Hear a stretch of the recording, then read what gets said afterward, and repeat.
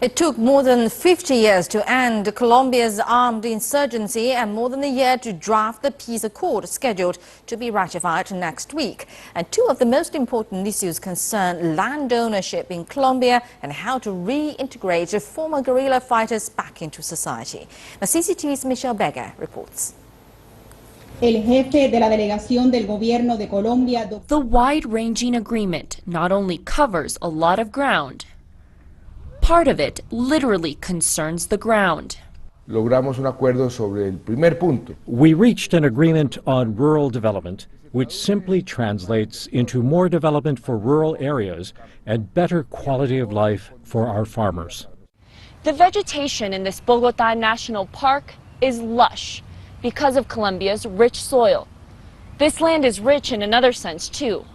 Owning it can make you rich, which is why the expression the 1% has a more specific meaning here. Colombia's 1% are landowners, which is why the FARC has pressed so long for land reform. According to a UN study, land distribution here is among the most unequal in the world. More than half of the country's farms are held by only 1% of landowners. So the two sides agreed to redistribute land through a new Lands for Peace fund. They've pledged to improve the country's infrastructure, its health and education services, and step up efforts to eradicate poverty. As Mao Zedong once said, political power grows out of the barrel of a gun. So the guerrillas asked for assurances they'll have political power when they put down their arms. They got them. The agreement guarantees their participation in government. A symbol of that pledge? Signing the accord with special bolígrafos, or bullet pens, made from what was once live ammunition. The important aspects that so far have been agreed on give Colombians the possibility of opening the doors for a true democracy. Opening doors to a stronger democracy will require closing doors on drugs.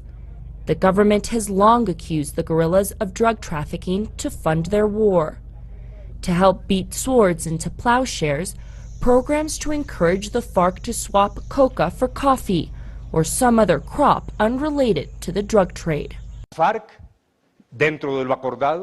FARC commits in the agreement to contribute in an effective way with major determination through different means and practical actions towards solving the problem of illicit drugs. The agreement also addresses the healing process, as does this memorial.